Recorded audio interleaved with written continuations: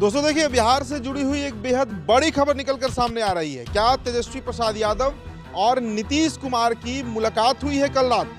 कल देर रात जो खबर निकल कर आ रही है कि नीतीश कुमार और तेजस्वी यादव की बंद कमरे में मुलाकात हो गई है। इसका कयास भी लगाया जा रहा है। कई दिनों से चर्चा हो रही है इस बात को लेकर कि क्या नीतीश कुमार एक बार फिर पलटने वाले हैं, क्या नीतीश कुमार एक बार फिर से विपक्ष परिवर्तन कराने जा रहे हैं, मतलब बीजेपी को विपक्ष में और राजद को पक्ष में सत्तारूढ़ पार्टी बनाने जा रहे हैं। इसकी चर्चा होते रहती है। देखिए, देश के एक बेहद बड़े पत्रकार ने अपने एक अकाउंट पर कल ही लिखा था कि आज रात नीतीश कुमार और तेजस्वी यादव की मुलाकात होने जा रही है और इसमें मीडिएटर का काम जो है वो पप्पू यादव कर रहे हैं। हालांकि पप्पू यादव बहुत रेलेवेंट नहीं है, लेकिन जिस तरीके की राजनीति देखने को मिल रही है बिहार में, हम इस बात से इनकार नहीं कर सकते। और देखिए, हम इस खबर का दावा नहीं कर रहे हैं, हम पुष्टि नहीं कर रहे हैं, लेकिन चूंकि अवेश तिवारी देश के एक जाने माने पत्रकार हैं, बड़े सीनियर जर्नलिस्ट हैं और बड़े मजबूत सोर्स वाले पत्रकार माने जाते हैं, कई बार इनका खबर जो है वो सही हुआ है, तो उनके द्वारा अगर ये बात कही जा रही है तो इसका मतलब इसमें कुछ तथ्य हो सकता है। अब देखिए, बिहार में तख्ता पलट की खूब जोर शोर से चर्चा है कि नीतीश कुमार एक बार फिर पलट सकते हैं, पलटी मार सकते हैं, और ये कोई बहुत चौंकाने वाली खबर नहीं है। पूर्व में भी नीतीश कुमार ने 3 बार पाला बदला है।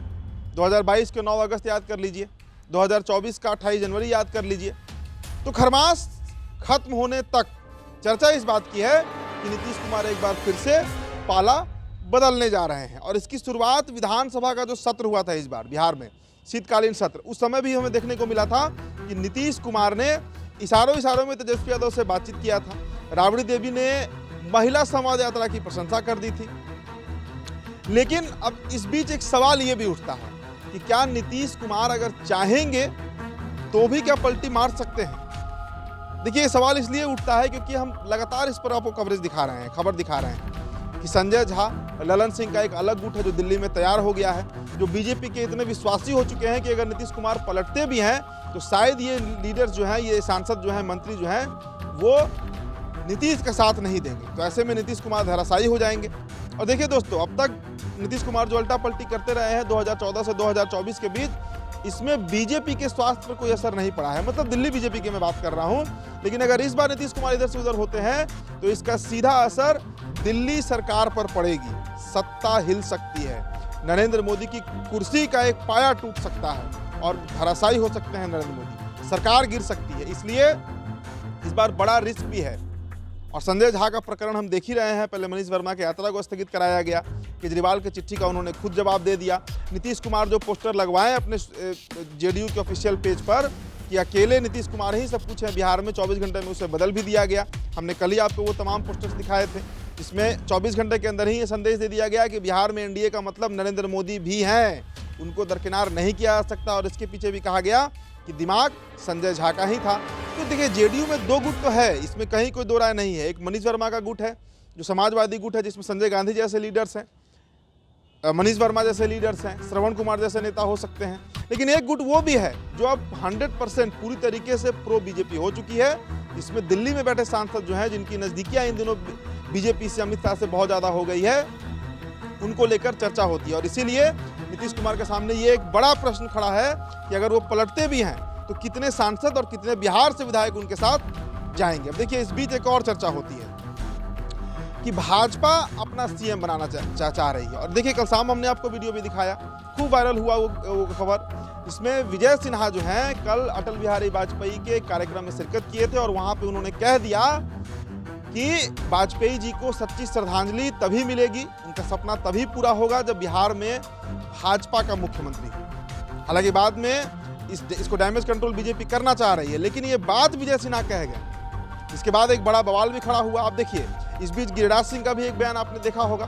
गिरिराज सिंह ने कहा है कि नीतीश कुमार और नवीन पटनायक को भारत रत्न दिया जाए। भाई, भारत रत्न अगर नवीन पटनायक को दिया जाएगा तो समझ में आता है क्योंकि वो रिटायर कर चुके हैं।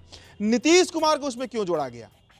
तर्क तो दिया जा रहा है कि नीतीश कुमार ने बिहार में बहुत विकास किया, जंगल राज से मुक्ति दिलाया, लेकिन तथ्यात्मक तौर से ये बात बहुत सही नहीं लगती है। इसलिए हम चर्चा कर रहे हैं कि जो बातें गिरिराज सिंह ने कही है उसमें एक बहुत बड़ा मैसेज है कि नीतीश कुमार को अब एक हैप्पी फेयरवेल, एक गुड एंडिंग फेयरवेल जो होता है राजनीति से विदाई का, वो बीजेपी देने की तैयारी कर रही है और बीजेपी अपना मुख्यमंत्री यहाँ बनाना चाह रही है। अब देखिए, इस बीच हमने पहले भी चर्चा किया है कि जदयू में जो दो फाड़ होने की चर्चा है वो बीजेपी का स्ट्रांग पॉइंट है। बीजेपी दरअसल जिस तरीके से काम कर रही है, एक पाल आपने साथ रखी हुई है। चर्चा होती है कि जेडीयू के राष्ट्रीय अध्यक्ष, चर्चा क्या होती है भी नीतीश कुमार राष्ट्रीय अध्यक्ष हैं, लेकिन सारे अहम फैसले जो हैं वो संजय झा लेते हैं। देखिए, इन सब के बीच जो ये खबर आई अचानक से कि नीतीश कुमार और तेजस्वी यादव की मुलाकात हुई है, अब देखिए इसमें कितनी सच्चाई है, गलत है, सही है, जो भी खबर है, लेकिन ये तो पक्के तौर पर है कि बातचीत चल रही है, संवाद स्थापित किया जा रहा है लालू प्रसाद यादव नीतीश कुमार के बीच, तेजस्वी प्रसाद यादव और नीतीश कुमार के बीच। इस बात से हम कतई इनकार नहीं कर सकते हैं और नेशनल मीडिया से लेकर तमाम जगहों पर इसकी चर्चा है। हालांकि देखिए, जदयू के नेता भी इस बात से, कुछ जो सिटिंग एमएलसी हैं, जो कुछ नेता हैं, उनसे जो बातचीत अगर आप हमारी होती है, आप करिएगा तो आपको समझ आएगा ये बात कि इससे कोई इनकार नहीं करता है कि आरजेडी के लिए एक गेट खुला रहता है जेडीयू का। और तेजस्वी यादव तो स्वागत करने के लिए बैठे हुए हैं, लालू प्रसाद यादव तो स्वागत करने के लिए तैयार है नीतीश कुमार का एक बार फिर से, क्योंकि मैंने कई बार अपने चर्चा में कहा है इस बात को कि देखिए, अगर ये समीकरण रह गया एनडीए का, मतलब जेडीयू प्लस बीजेपी प्लस चिराग प्लस मांझी प्लस कुशवाहा, अगर सहनी उसमें ऐड हो गए तो ठीक, नहीं तो तब भी ठीक। तो ऐसी स्थिति में आरजेडी के लिए बिहार के ज़्यादातर सीटों पर अपना जमानत बचाना भी मुश्किल होगा।